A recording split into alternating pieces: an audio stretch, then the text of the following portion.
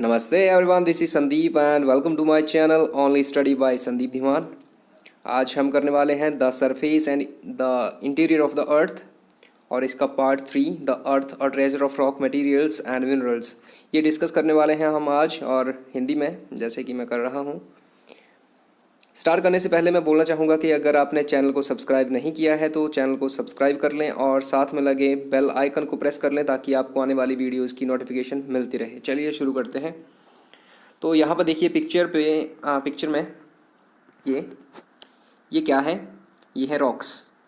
और ये क्या होती हैं? ये होती हैं नेचुरली अकरिंग सॉलिड सब्सटेंस और ये मिक्सचर होते हैं मिनरल्स के। ठीक है, नेचुरली ये फॉर्म होती हैं, सॉलिड होती हैं और ये मिक्सचर होती है मिनरल्स का। इनमें से सभी की सभी जो है वो हार्ड नहीं होती हैं, इनमें से कुछ सॉफ्ट होती हैं, कुछ हार्ड होती हैं। ठीक है, अगर हम बहुत हार्ड की बात करें तो हमारे पास ग्रेनाइट है और सॉफ्ट की बात करें तो क्ले और चॉक जो है वो सॉफ्ट में आती हैं। आप पिक्चर में देख सकते हैं कि यहाँ पे कुछ एक जो है वो इनकी शेप्स अलग हैं, कलर्स अलग हैं, साइजेस अलग अलग हैं। तो ये था क्वेश्चन, आपको अटेम्प्ट करना है। What is a rock? Are all rocks hard? तो ये तो नो है, सभी रॉक्स जो हैं हार्ड नहीं होती। रॉक्स क्या होती हैं? रॉक्स होती हैं नेचुरली अकरिंग सॉलिड सब्सटेंसेस और मिक्सचर होते हैं साथ में ये मिनरल्स के। चलते हैं आगे। यहाँ पे अगर हम बात करें क्लासिफिकेशन की, हम क्लासीफाई कैसे कर सकते हैं इनको? तो हम इनको क्लासीफाई कर सकते हैं इनके फॉर्मेशन के अकॉर्डिंग। इनकी फॉर्मेशन कैसे हुई है, इस तरह से हम इसके आधार पर हम इसको क्लासीफाई कर सकते हैं। और इसके 3 ग्रुप्स हम बना सकते हैं इस तरह से। फर्स्ट है igneous, then after sedimentary, then after metamorphic. Okay, question आपको अटेम्प्ट करना है कि बेसिस क्या है रॉक की क्लासिफिकेशन का? तो वो है इनकी फॉर्मेशन और कितनी रॉक्स हैं, कितने तरह के ग्रुप्स हैं इनके? तो 3 तरह के हैं। चलते हैं आगे। यहाँ पे हम डिस्कस करेंगे इग्नियस रॉक को। तो इग्नियस रॉक्स क्या होती हैं? पहले तो इग्नियस का मतलब क्या होता है? इग्नियस का मतलब होता है coming out of fire. Fire मतलब आग से बाहर निकलना। तो यहाँ पर देखिए आप, चैम्बर है मैग्मा का। ये मैग्मा चैम्बर आप मान सकते हैं कि ये यहाँ पे आग ही है। ठीक है, बिल्कुल आग है। और इसमें से जब चट्टान निकल के बाहर आएगी तो इसको बोलेंगे इग्नियस। ठीक है, इग्नियस का मतलब मैंने जैसे बताया आपको, कमिंग आउट ऑफ फायर होता है। तो यहाँ से जो कुछ निकलेगा उसको इग्नियस बोलेंगे। अब होता क्या है, इग्नियस रॉक्स बनती कैसे हैं? यहाँ से यहाँ क्या होता है, हीट तो है, साथ में जब प्रेशर होता है तो प्रेशर के अकॉर्डिंग क्या होता है, ये जो मैग्मा है, ये मैग्मा चैम्बर है, यहाँ से जब प्रेशर पड़ेगा तो ये मैग्मा जो है बाहर आने की कोशिश करेगा। और जब ये बाहर आएगा, यहाँ पे पहुँच गया और सॉलिडिफाई हो गया, या यहाँ पे पहुँच गया मतलब चैम्बर में से बाहर निकल गया, तो उसके बाद क्या हो जाएगा, ये ठंडा हो जाएगा और सॉलिड हो जाएगा। और जब ये सॉलिड हो जाएगा तो इसको हम बोलेंगे igneous rock. I hope clear हो गया। अब देखो, इनको इग्नियस रॉक्स जो हैं इनको प्राइमरी रॉक्स भी बोलते हैं। अब प्राइमरी रॉक्स क्यों बोलते हैं? क्योंकि ये सबसे पहले धरती के ऊपर जो कोई चट्टानें जो बनी वो यही थी, तो इनको प्राइमरी बोल देते हैं। ठीक है, क्वेश्चन आपको अटेम्प्ट करना है, how do igneous rocks form? तो कैसे बनती है मैंने बता दिया आपको कि लावा जो है वो मैग्मा जो है बाहर आता है, लावा की फॉर्म है और ठंडा हो जाता है और उसके बाद सॉलिड हो जाता है। तो सॉलिड होने के बाद इसको इग्नियस मतलब रॉक बन जाता है और इसको नाम दिया है इग्नियस। ठीक है, आग से बाहर निकलना।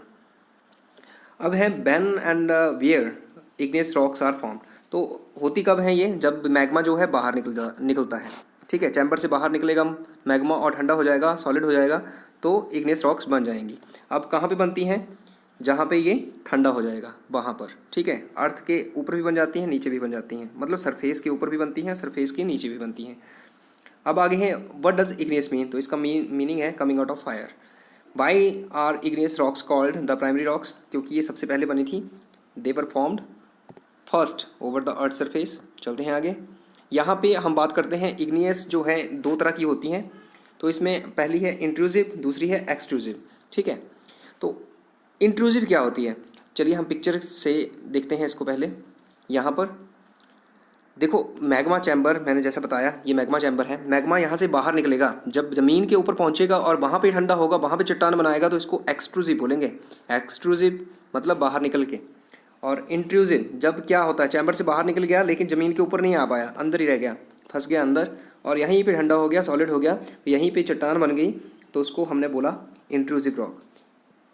ऐसे याद रख सकते हैं आप, इन मतलब इनसाइड और एक्सट्रूसिव मतलब आउटसाइड।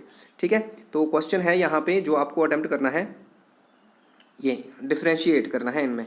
तो डिफ्रेंशिएट आप सिंपली मैंने जैसे बताया आपको, ये अंदर बनती हैं और ये बाहर बनती हैं। एक एक एग्जांपल आप लिख देंगे तो आपका काम चल जाएगा। ग्रेनाइट और ये बसाल्ट। ठीक है, चलते हैं आगे। तो यहाँ पर अब हम दूसरी रॉक्स की बात करेंगे, सेडिमेंट्री रॉक्स। सेडिमेंट्री मतलब सेडिमेंट से बनी है ये। ठीक है, तो यहाँ पे पिक्चर में आप देख सकते हैं, पहले बहुत तरह से आपको अलग अलग तरह के सेडिमेंट्स दिखेंगे इसमें, अलग तरह के मतलब कंकड़ पत्थर जो हैं इनसे बनी है ये। और यहाँ पे इस पिक्चर में आपको दिखेंगी इसकी लेयर्स हैं। ठीक है, तो ये हेल्प करेगा आपको अंडरस्टैंड करने में फॉर्मेशन को। चलते हैं आगे। यहाँ पे देखिए पिक्चर में हमने लास्ट लेसन में पढ़ा था कि लास्ट लेसन में या इसी लेसन में पढ़ा था वेदरिंग प्रोसेस और इरोजन के बारे में। तो इरोजन, जब वेदरिंग क्या होता है मतलब कोई पार्टिकल्स टूटे चट्टान से और वहीं पे रह गए। ठीक है, उसको बोला वेदरिंग। और इरोजन बोला जब वो ट्रांसपोर्ट कर दिए गए किसी दूसरी जगह पे।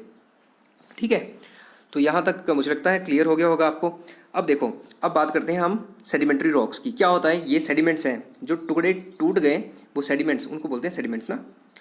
तो ये जो टुकड़े हैं, जब नदियाँ क्या करती हैं या पानी क्या करता है, इनको बहा के ले जाता है और नदियों का जो बेड होता है, मतलब जो तल होता है इनका, नदियों का या समुद्र का, वहाँ पे जाके ये क्या होता है, इकट्ठा हो जाता है। ठीक है, उसके बाद क्या होता है, दूसरी लेयर आती है। मतलब ये प्रोसेस तो चलती रहती है ना, एक बार आए जमा हो गए, दूसरी बार आए उसके ऊपर जमा हो गए। ठीक है, इस तरह से क्या होता है, लेयर्स आफ्टर लेयर्स बनती जाती हैं एक दूसरी के ऊपर। ठीक है, अब क्या होता है, इस पिक्चर में देखिए, ये देखो, ये पार्टिकल्स आ रहे हैं और यहाँ पे ये डिपॉजिट हो रहे हैं। अब क्या होता है कि एक के ऊपर दूसरा, दूसरे के ऊपर दूसरा, दूसरा आगे लेयर्स के ऊपर लेयर्स, क्या होता है, प्रेशर बन जाता है। ठीक है, और इसमें और चीज़ होती है, सीमेंट की तरह पार्टिकल्स होते हैं, मतलब सीमेंटिक इनकी एक क्वालिटी होती है सीमेंट की तरह। ये क्या होता है, जैसे प्रेशर पड़ता है तो ये चिपक जाते हैं आपस में। ठीक है, सीमेंट की वजह से ये क्या होता है, आपस में चिपक जाते हैं और ये फॉर्म हो जाती हैं सेडिमेंट्री रॉक्स। आई होप यहाँ तक आपको क्लियर हो गया है। चलो आगे देखते हैं। यहाँ पर सेडिमेंट्री रॉक्स, तो सेडिमेंट्री रॉक्स, इनकी फॉर्मेशन तो मैंने आपको बता दी कि इग्नियस रॉक्स जो होती हैं वो स्मॉलर पार्टिकल्स में वो टूट जाती हैं। उसके बाद रिवर जो है उनको ले जाके इनके रिवर या सी बेड पे जमा कर देती हैं। उसके बाद क्या होता है, लेयर्स आफ्टर लेयर्स बनती रहती हैं और प्रेशर होता है और साथ में सीमेंट पार्टिकल्स होते हैं। उसकी वजह से क्या होता है, ये हार्ड हो जाते हैं और सेडिमेंट्री रॉक्स बन जाती हैं। तो यहाँ तक फॉर्मेशन क्लियर होगी। अब बात करते हैं हम इनकी, जैसे मैंने बताया कि लेयर्स होती हैं इसमें, तो लेयर होने की वजह से इनको बोलते हैं स्ट्रैटिफाइड रॉक्स। ठीक है, आई होप यहाँ तक आपको क्लियर हो गया है। अगर एग्जांपल की बात करें हम, तो लाइम स्टोन हो गया, सैंड स्टोन हो गया, क्ले हो गया, शेल हो गया, चॉक हो गया, ये जो है एग्जाम्पल हैं इनके। अब हम बात सॉरी अब हम बात करते हैं फीचर्स की। तो इनके फीचर्स की अगर हम बात करें तो देखो, फीचर्स में आप दो चीज़ें आप लिख सकते हैं यहाँ से। एक तो इनमें क्या होता है, ये लेयर्स होती हैं और दूसरा सीमेंट पार्टिकल्स होते हैं। तो ये हो गया इनके दो फीचर्स। इसके अलावा अगर आप चाहें तो आप ये भी लिख सकते हैं कि ये जो है वेदरिंग प्रोसेस से होती है, मतलब इस पूरे को भी आप लिख सकते हैं, ऐसा कुछ भी नहीं है। लेकिन अगर आप एक स्मार्ट तरीके से लिखना हो आपने, तो आप सीधा लिखेंगे जैसे मैंने लिखा है, फॉर्मेशन, और उसके बाद आप लिखेंगे इट हैज़ लेयर्स, और दूसरा आप लिखेंगे इट हैज़ सीमेंट पार्टिकल्स, ऐसे लिख सकते हैं। और साथ में ऐसे लिख सकते हैं they are formed by the particles that are deposited by the rivers on the sea beds and due to the pressure something. इस तरह से आप बना के लिख सकते हैं इसको। ठीक है, नेक्स्ट क्वेश्चन है आपको, sedimentary rocks are also known as stratified. यहाँ तक आई होप आपको क्लियर हो गया है। अब यहाँ पे मैंने आपके लिए एक स्पेशल पिक्चर लगाई है। देखो किस तरह से ये जो अलग अलग तरह की, मतलब सेडिमेंट्री रॉक्स तो हैं, ये सारी की सारी ये जो हैं ये सेडिमेंट्री रॉक्स हैं, लेकिन इनके अलग अलग नाम होते हैं। तो देखो इनके नाम कैसे रखे जाते हैं, ये जो पार्टिकल्स होते हैं इनमें, इनके अकॉर्डिंग इनके नाम होते हैं। तो जैसे ये ग्रेवल है तो इससे कॉन्ग्लोमेरेट, सैंड से सैंड स्टोन, सिल्टी मड से बन गया सिल्ट स्टोन, क्ले मड से बन गया शेल। ये बहुत इंपॉर्टेंट है कि ये क्वेश्चन बनते हैं कि शेल जो है वो कौन से इससे बनती है, तो क्ले मड से बनती है शेल, क्योंकि इसमें नाम दिख नहीं रहा है ना, पता नहीं चलता है यहाँ से। तो ये जो है ये पिक्चर्स हैं, अगर आप याद कर पाएँ इनको कैसे, ये जैसे पिक्चर हैं किस तरह से ये दिखती हैं और किस तरह से इनका ये मतलब क्या नाम होता है इस चट्टान का। एक मिनट, जैसे ये है, ये इस तरह से दिखती हैं। अगर आपको दिख जाए तो क्या आप इसको पहचान लेंगे? तो इस तरह से आपने इनको लर्न करना है। आज लर्न कर लेंगे तो आगे आपको फ़ायदा होगा। अब देखिए यहाँ पे एक और चीज़ है बहुत इंपॉर्टेंट, ये जो चट्टानें होती हैं। अब क्वेश्चन चलो पहले कर लेते हैं फिर पूछता हूँ। ये देखो, ये रिमेन्स जो होते हैं, जैसे इस पिक्चर में देखिए, यहाँ पे देखिए पहले, ये देखो एक एनिमल है, ये इसमें फंस गया है, ट्रैप हो गया है और दब गया है। ठीक है, अब क्या होता है, इस पिक्चर पे आइए, यहाँ पे देखो ये जो प्लांट्स हैं या एनिमल्स हैं, यहाँ पे देखिए ये क्या हो गया, ये मर गए और यहाँ पे डूब गए। ठीक है, तल पे बैठ गए जाके। अब क्या हुआ, सॉइल इरोजन हुआ, एक लेयर आई मिट्टी की, उसने इसको दबा दिया। ठीक है, उसके बाद और आती गई ये बड़ी हो गई। अब क्या हो गया, जैसे जैसे टाइम बीतता गया, लंबे टाइम के बाद क्या हो गया, ये कन्वर्ट हो गए कोल में, ऑयल गैस में, ऑयल में, नेचुरल गैस में, इस तरह से कन्वर्ट हो गए। उसके बाद क्या होता है, ये निकल के बाहर आते हैं और एक जगह पे जमा हो जाते हैं और एक रिजर्व बना देते हैं इन चीज़ों का। ठीक है, और इनको बोलते हैं फॉसिल फ्यूल्स। आई होप आपको सारी चीज़ें ये समझ में आ गई हैं। इनकी एक इकोनॉमिक इम्पोर्टेंस होती है और पूरे वर्ल्ड में सबसे मेजर सोर्स एनर्जी के यही होते हैं, फॉसिल फ्यूल्स। ओके, तो आई होप यहाँ तक आपको क्लियर हो गई हैं सारी चीज़ें, किस तरह से ये फॉसिल फ्यूल जो हैं बनते हैं। आपको अटेम्प्ट करना है ये क्वेश्चन, फॉसिल फ्यूल्स हैं क्या। तो फॉसिल फ्यूल्स, ये जो रिमेन्स, ये पूरा लिखना है आपने। क्या होता है कि रिमेन्स जो हैं, when remains of animals or plants get buried and trapped under the layer of sedimentary rocks over a period, they get converted into coal, oil, natural gas, etc. Okay, and then they are called fossil fuels. And how they are important, so they are the major source of energy. चलते हैं आगे। यहाँ पर देखिए next है हमारे पास metamorphic rocks. तो metamorphic rocks यहाँ पे देखिए पहले पिक्चर में, ये जो है हमारे पास इग्नियस रॉक्स हैं, ये सेडिमेंट्री हैं और ये हैं मेटामॉर्फिक। ये मेटामॉर्फिक नहीं है, आर साइलेंट होता है ना, तो याद रखना आपने इसको। अब देखो हम सारी चट्टानें कैसे बनती हैं, इसका तो हमने देख लिया था ना। अब ये वाला देखो, ये वैसे तो देखा हमने सारा लिया है, लेकिन एक बार फिर से देख लो। ये जो है इससे बनेंगी सेडिमेंट्री रॉक्स। ठीक है, और इससे डायरेक्ट भी बन सकती है और इनडायरेक्टली, पहले सेडिमेंट्री बनेगी फिर सेडिमेंट्री से मेटामॉर्फिक बनेगी, या फिर डायरेक्टली सेडिमेंट्री से मेटामॉर्फिक बन जाएगी। ठीक है, तो आपको ये पता होना चाहिए। अब बनती कैसे हैं, देखो सेडिमेंट्री कैसे बनती है, वेदरिंग प्रोसेस से ब्रेक होते हैं, उसके बाद ट्रांसपोर्ट होते हैं, उसके बाद डिपॉजिट होते हैं, फिर बनती है सेडिमेंट्री। ठीक है, लेकिन अब हम यहाँ पे बात कर रहे हैं मेटामॉर्फिक की। तो देखो सेडिमेंट्री से कैसे बनती है, हीट और प्रेशर होता है और उसकी वजह से ये जो है इनका करेक्टर और इनकी जो अपीयरेंस है वो चेंज हो जाती है। जैसे देखो यहाँ पे कैसी दिख रही है ये और यहाँ पे कैसे दिख रही है। ठीक है, तो मतलब यहाँ से ये चेंज हो गई तो इसको मेटामॉर्फिक बोलेंगे। हाँ, एक चीज़ और, इसको हिंदी में कायांतरित सेल बोलते हैं। काया क्या मतलब, शरीर, तो हम शरीर का चेंज होना, कायांतरित मतलब शरीर का चेंज होना। तो सिंपली आप याद रख सकते हैं इसको हिंदी में। ठीक है, कि काया बदल गई इसकी, तो जिसकी काया बदल गई होती है उसी को मेटामॉर्फिक बोलते हैं। कायांतरित उसी को बोलते हैं जिसका शरीर चेंज हो गया, उसकी अपीयरेंस चेंज हो जाती है और उसका करेक्टर चेंज हो जाता है। तो ऐसा नहीं है कि सेडिमेंट्री, ये जो इग्नियस रॉक्स हैं ये डायरेक्टली नहीं बनती हैं, डायरेक्टली भी बन जाती हैं। हीट और प्रेशर जब होगा तो ये चेंज हो जाएंगी। अब देखो ये जो है मेटामॉर्फिक से इग्नियस रॉक्स फिर से बन सकती है। कैसे, लावा में मेल्ट हो जाएगी मेटामॉर्फिक और उसके बाद दोबारा से, आपको पता है लावा जो है वो मतलब मैग्मा बाहर आएगा तो वो इग्नियस बना देगा। तो ये तो बात हो गई। अभी हम करेंगे मेटामॉर्फिक की। यहाँ पे देखो जब क्या होता है, इग्नियस और सेडिमेंट्री रॉक्स जो हैं उनका करेक्टर बदल जाता है, उनकी अपीयरेंस बदल जाती है हीट और प्रेशर की वजह से, तो क्या होता है, मेटामॉर्फिक रॉक्स बन जाती हैं। क्लियर। अब देखो यहाँ पे ग्रेनाइट जो है, हमने पहले एग्जाम्पल में पढ़ा कि इग्नियस रॉक होती है ये, और जब ये चेंज हो जाती है तो इसको नाइस बोलते हैं। तो ये नाइस में चेंज हो जाती है ग्रेनाइट।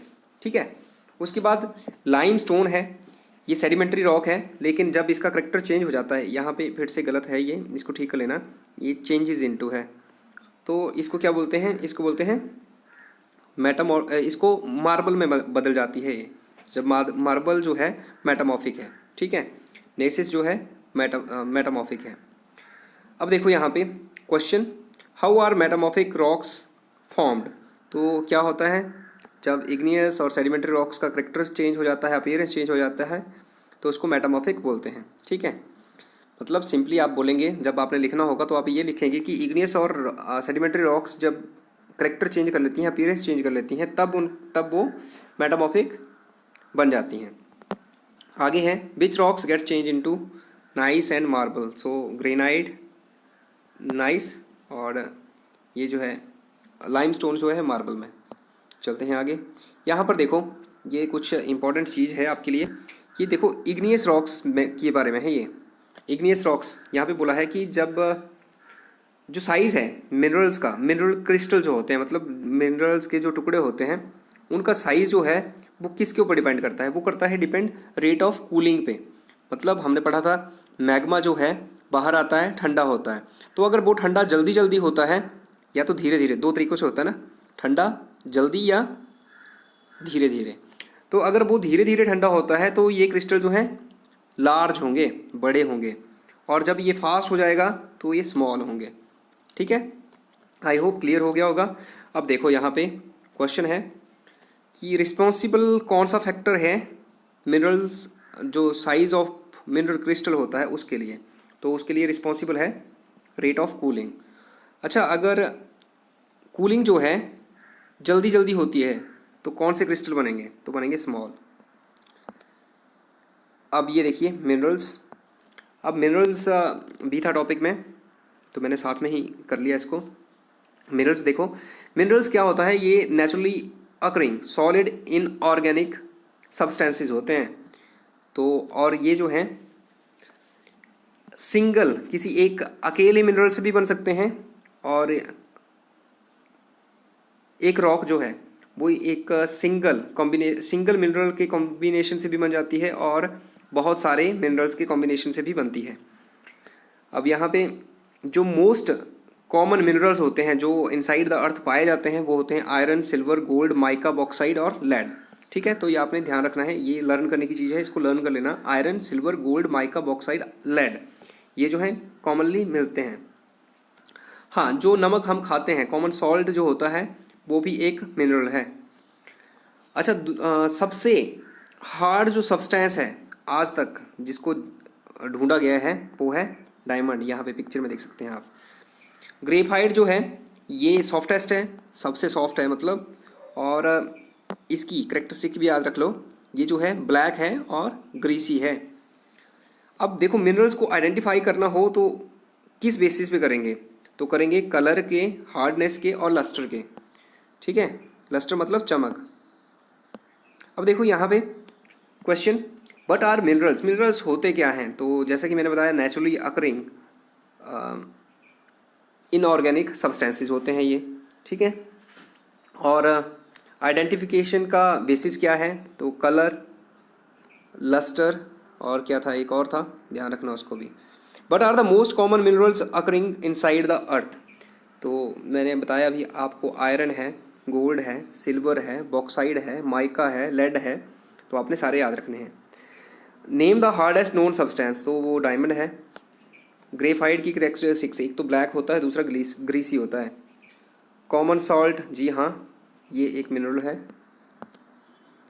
आगे देखो, अब ये रिवीजन की बारी आती है, हम रिवीजन कर लेते हैं।